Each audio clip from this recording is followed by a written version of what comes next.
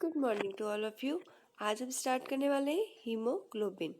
हमने कल पढ़ा था ब्लड के बारे में। ब्लड में हमने देखा था कि ब्लड क्या होता है, ब्लड के कंपोजिशंस क्या होते हैं, उन कंपोजिशंस के फंक्शंस को हमने पढ़ा था। तो जो हीमोग्लोबिन है it is also part of blood. ये हमारे ब्लड के अंदर जो आरबीसीज होती है उसके अंदर ये पाया जाता है। तो ये हमारा एक अलग से टॉपिक है, इसलिए हम इसके बारे में अलग से पढ़ रहे हैं। So let's start our topic hemoglobin. Introduction. Hemoglobin is the iron containing coloring matter of red blood cell. जो हीमोग्लोबिन है वो हमारे रेड ब्लड सेल का एक आयरन कंटेनिंग कलर मैटर होता है। It is a chromoprotein forming 95% of dry weight of RBCs and 30 to 34% of weight. जो ये हीमोग्लोबिन है ये क्रोमोप्रोटीन है जो फॉर्म करता है 95% of dry weight of RBCs. मतलब 95% एक आरबीसीज को फॉर्म करता है जो ड्राई वेट की होती है, और 30 to 34% आरबीसीज को फॉर्म करता है जो वेट में होती है। Its function is to carry the respiratory gases, oxygen and carbon dioxide. इसका मेन काम क्या है कि ये रेस्पिरेटरी गैसेस को, ऑक्सीजन को एंड कार्बन डाइऑक्साइड को कैरी करती है।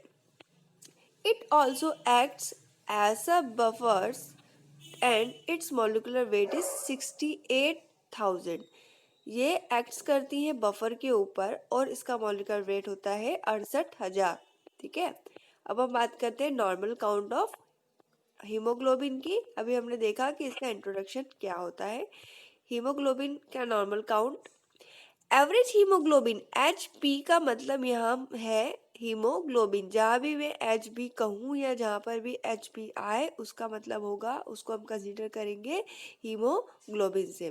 तो haemoglobin count in blood is 14 to 16 ग्राम पर डीएल। ठीक है, तो हीमोग्लोबिन काउंट है हमारे ब्लड के अंदर 14 से 16 होता है। नॉर्मल की बात कर रहे हैं, एवरेज हीमोग्लोबिन काउंट की बात हम कर रहे हैं।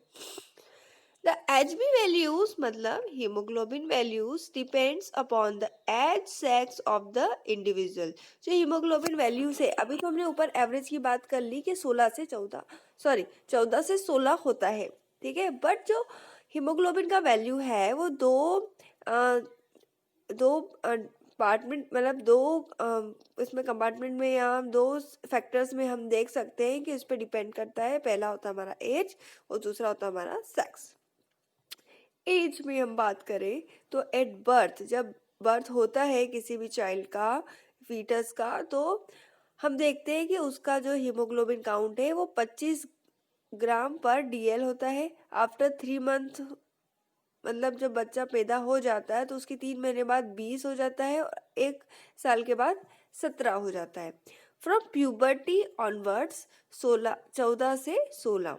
ठीक है, प्यूबर्टी जो होती है उसके अंदर 14 से 16 ग्राम पर डीएल होता है। At the time of birth haemoglobin count is high due to the increase number of RBCs. आपने देखा कि जब बर्थ हो रहा है तब 25 है, बर्थ के बाद 20 है और फिर 1 साल बाद कम हो गई। तो हीमोग्लोबिन जब इंसान का बर्थ होता है तब बहुत ज़्यादा होती है। क्यों ज़्यादा होती है? क्योंकि हमारे जो आरबीसीज होते हैं वो बहुत ज़्यादा मात्रा में हमारी बॉडी में होते हैं, इसलिए हमारा हीमोग्लोबिन भी वहाँ पर ज़्यादा होता है। और जैसे जैसे बच्चा बड़ा होते जाता है वैसे वैसे हमारा आरबीसीज भी कम होता जाता है, तो उससे हमारा हीमोग्लोबिन भी कम होता जाता है।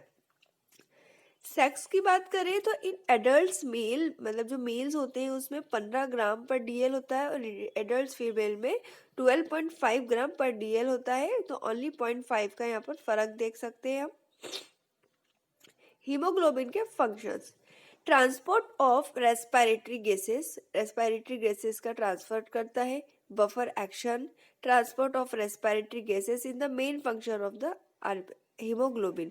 जो ट्रांसपोर्ट ऑफ रेस्पिरेटरी गैसेस है लाइक ऑक्सीजन, कार्बन डाइऑक्साइड, इसका ट्रांसपोर्ट करना मेन फंक्शन है हीमोग्लोबिन का, ठीक है, जो ब्लड के अंदर होता है हीमोग्लोबिन, आरबीसीज में होता है, ब्लड के अंदर क्या है आरबीसीज, आरबीसीज के अंदर क्या है हीमोग्लोबिन।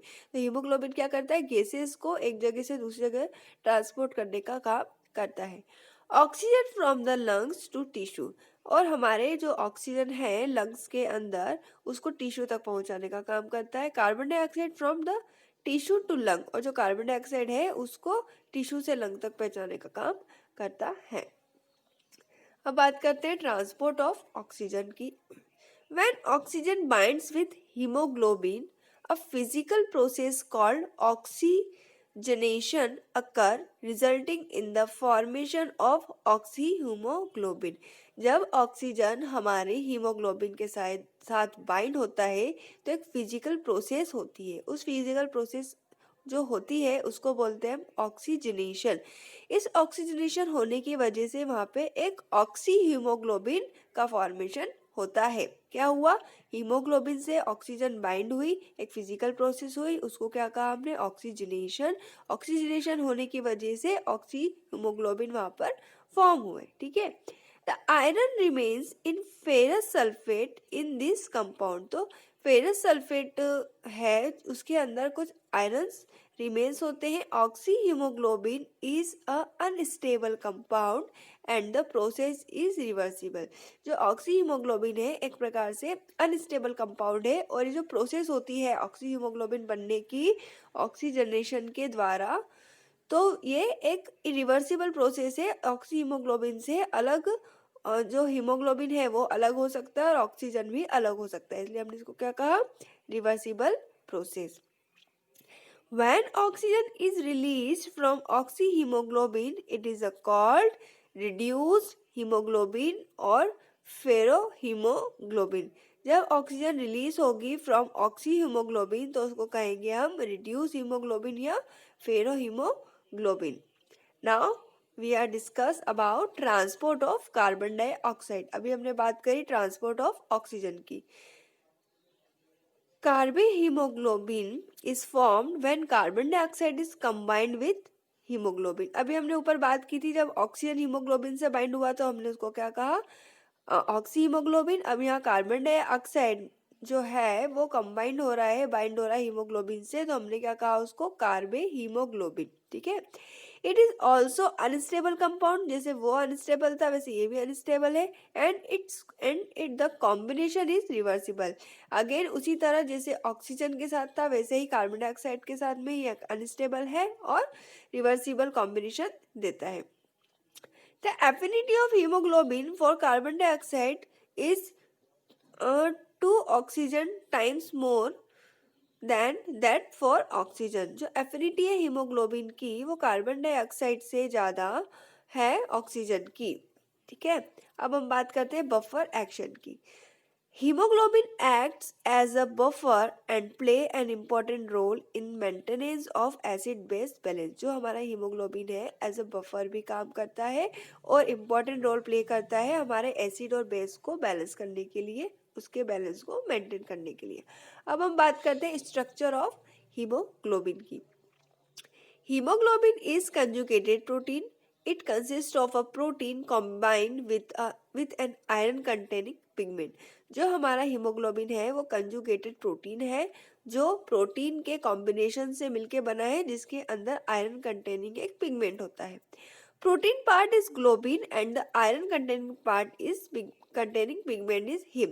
जो हीमोग्लोबिन है उसके अंदर जो ग्लोबिन वाला पोर्शन है, एक हमने जैसे हीमोग्लोबिन, तो हीम को हमने अलग कर दिया, ग्लोबिन को हमने अलग कर दिया, इन दोनों इस वर्ड को हमने बाइफरगेट कर दिया। तो हीम का मतलब यहाँ पे होगा आयरन से और ग्लोबिन का मतलब यहाँ पे होगा प्रोटीन से, ठीक है। Haem is also form the structure of myoglobin and neuroglobin. जो हीम है वो मायोग्लोबिन एंड न्यूरोग्लोबिन को भी फॉर्म करती है। Iron it is a present in the ferrous form, ठीक है। जो हीमोग्लोबिन में आयरन जो होता है वो फेरस फॉर्म में प्रेजेंट होता है। इट इज एन अनस्टेबल और लूज फॉर्म, एक प्रकार से अनस्टेबल है और लूज फॉर्म है। In some abnormal condition it is in ferric state which is a stable form, ठीक है। ये एबनॉर्मल कंडीशन होती है तब ये फेरिक स्टेट में चेंज हो जाता है और एक स्टेबल फॉर्म में आ जाता है। तो this is all about structure of haemoglobin. इसमें आगे हम और देखते हैं। Porphyrin, the pigment part of haem is called porphyrin. जो पिगमेंट पार्ट है हीम, उसको हम पोरफायरिन बोलते हैं। It is formed by pyrrole ring. Pyrrole ring की वजह से ये फॉर्म होता है। This pyrrole ring are attached to one another by methane CH4 bridge. जो ये पायरोल रिंग है ये अनदर पार्ट्स मतलब जो मीथेन है, मीथेन ब्रिज है, उससे अटैच होती है। This is the chemistry part of haemoglobin, ठीक है। आप इसे केमिस्ट्री में और अच्छे से डिटेल में पढ़ेंगे, इसको हम यहाँ पर ओनली सुपरफिशियली पढ़ रहे हैं। Globin, it contains 4 polypeptide chain. Globin के अंदर 4 पॉलीपेप्टाइड चेन पाई जाती है। अब हम बात करते हैं हीमोग्लोबिन की सिंथेसिस की। Synthesis of haemoglobin actually starts in pro erythroblastic stage. जो प्रो इरेथ्रोब्लास्टिक स्टेज होती है, वहां से एक्चुअल सिंथेसिस स्टार्ट होती है हमारे हीमोग्लोबिन की। However, hemoglobin appear in the intermediate non-blastic stage. Production of hemoglobin contain until the stage of reticulocyte. जो हीमोग्लोबिन है वो अपीयर होता है इंटरमीडिएट नॉन ब्लास्टिक स्टेज में, जिसकी वजह से प्रोडक्शन होता है हमारे हीमोग्लोबिन का और कंटिन्यू होता है लास्ट स्टेज रेटिकुलोसाइट तक। Heme portion of the hemoglobin is synthesized in mitochondria and the globin part is synthesized in ribosome. जो हीमोग्लोबिन है हमारी सेल में कहाँ पर सिंथेसाइज होता है? हीम पार्ट जो है हीमोग्लोबिन का वो होता है माइटोकॉन्ड्रिया में, एंड ग्लोबिन पार्ट जो है मतलब आयरन पार्ट जो है वो माइटोकॉन्ड्रिया में सिंथेसाइज हो रहा है, और ग्लोबिन मतलब जो प्रोटीन पार्ट है वो राइबोसोम में सिंथेसाइज हो रहा है। अब हम बात करते हैं अलग अलग हीम की सिंथेसिस। अभी तक हमने बात करी हीमोग्लोबिन की सिंथेसिस की। अब हम बात करें ओनली हीम के सिंथेसिस की, देन हम बात करेंगे ग्लोबिन के सिंथेसिस की। Haem is synthesised from succinyl coenzyme and the glycerine. जो हीम की सिंथेसिस है वो सक्सिनाइल कोएंजाइम एंड ग्लिसरीन की वजह से होगी। स्टेप 1 यदि हम देखें तो इट अकर्स इन माइटोकॉन्ड्रिया, ठीक है, माइटोकॉन्ड्रिया में होना है। 2 molecules of succinyl coenzyme combines with 2 molecules of glycerin and condense to form 5 amino levic acid by alloic synthase. LS is transport to the cytoplasm. 2 molecules of amino levic acid combines to form prophylogene in the presence of amino एलोइक acid dehydratase, ठीक है। जो LALA है मतलब एमिनोलेविक acid जो है वो transport करता है देन साइटोप्लाज्म में, ठीक है। माइटोकॉन्ड्रिया में तो उसका जो बनना था बन गया, सिंथेस हो गया, देन वो वहाँ पे साइटोप्लाज्म में ट्रांसपोर्ट हो जाएगा और 2 मॉलिक्यूल है LAL के वो कंबाइन हो जाएंगे किसके? प्रोफोबिनोजन से, और किसकी प्रेजेंस में? LAL के LALA डिहाइड्रेट्स के प्रेजेंस में, ठीक है। Porphobilinogen is converted into uroporphyrinogen first by uroporphyrinogen synthase. Uroporphyrinogen first is converted into uroporphyrinogen third by porphobinogen third cocytinase. From porphobinogen third, a ring structure called coprophobinogen third is formed by porphobinogen decarboxylase. तो this is the structure of synthesis of haem. Next में हम देखेंगे कि globin की synthesis कैसे होती है। Thank you.